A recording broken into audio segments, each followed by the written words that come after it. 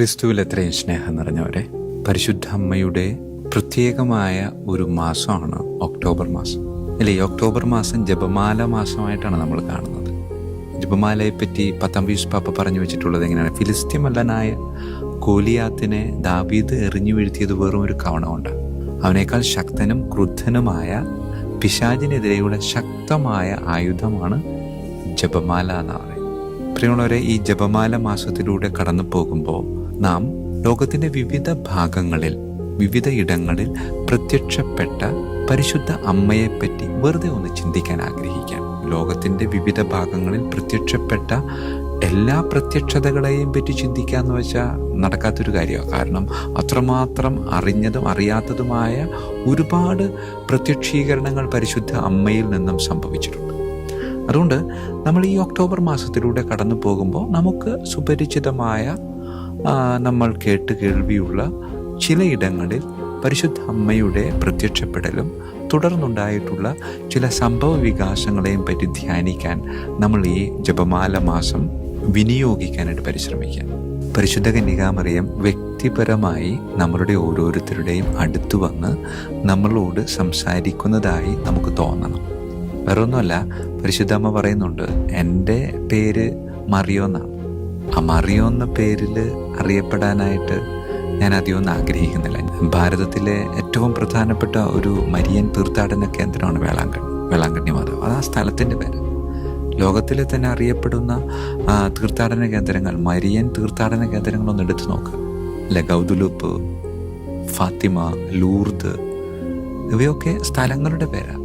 അപ്പോൾ എനിക്ക് സ്വന്തമായിട്ടൊരു പേരില്ലടാ, അല്ലെങ്കിൽ എൻ്റെ പേരിൽ എനിക്ക് അറിയപ്പെടാൻ ആഗ്രഹിക്കുന്നില്ല. ഞാൻ നിൻ്റെ പേരിൽ അറിയപ്പെടാൻ ആഗ്രഹിക്കുന്നുണ്ട്. പരിശുദ്ധ അമ്മയുടെ ഒരാഗ്രഹമാണ് സ്ഥലങ്ങളുടെ പേരിൽ അറിയപ്പെടുക എന്നതിനേക്കാളും എനിക്കിഷ്ടം വ്യക്തികളുടെ പേരിൽ അറിയപ്പെടാൻ.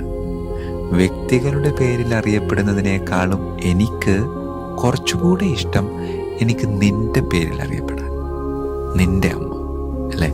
പരിശുദ്ധ അമ്മ എൻ്റെ മുമ്പിൽ വന്നിങ്ങനെ നിൽക്കുമ്പോൾ ആ പരിശുദ്ധ അമ്മ എന്നോട് പറയുന്നത്, ഫാത്തിമയിലും ലൂർദിലും വേളാങ്കണ്ണിയിലും ഒക്കെ ഞാനിങ്ങനെ നിറഞ്ഞു നിൽക്കുമ്പോൾ എനിക്ക് അതിനേക്കാളും കൂടുതൽ ഇഷ്ടം ഡയസിൻ്റെ അമ്മ എന്നറിയപ്പെട്ട് നിൻ്റെ കൂടെ ആയിരിക്കാൻ.